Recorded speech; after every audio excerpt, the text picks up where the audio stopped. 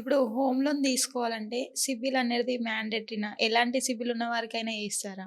Home లోన్స్‌లో compulsory CIBIL check జేస్తారండి. ఎందుకంటే కొంతమందికి ఈఎంఐస్ కట్టకపోవడం, డీపీడీస్ ఉండడం వల్ల, వేరే లోన్స్ తీసుకొని సెటిల్‌మెంట్స్ చేసుకోవడం. వాళ్ళకి ఇన్‌కమ్ సోర్స్ లేకుండా కొంతమంది సెటిల్‌మెంట్స్ జేసుకుంటారు. Financial problem. Compulsory CIBIL check జేస్తామండి. 650 ప్లస్ సిబిల్ ఉన్న వాళ్ళందరికీ మనం లోన్స్ ఇస్తాం.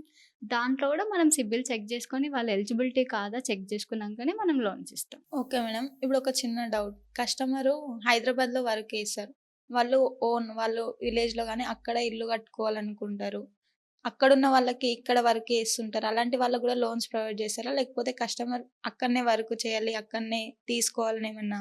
అలా ఏం లేదండి.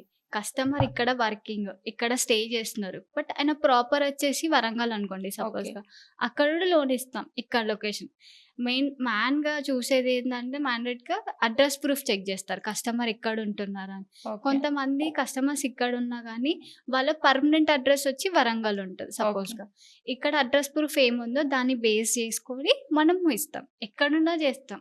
ఓకే. కస్టమర్ ఇక్కడుండి ప్రాపర్టీ వేరే వరంగలే కాదు. ఎక్కడ లొకేషన్ అన్నా మనం చేస్తాం కానీ, కంపల్సరీ హైదరాబాద్ అడ్రెస్ ప్రూఫ్ ఏదో ఒకటి ఉండాలి. ఓకే. దాన్ని బేస్ చేసుకొని మనం లోన్ ఇస్తాం.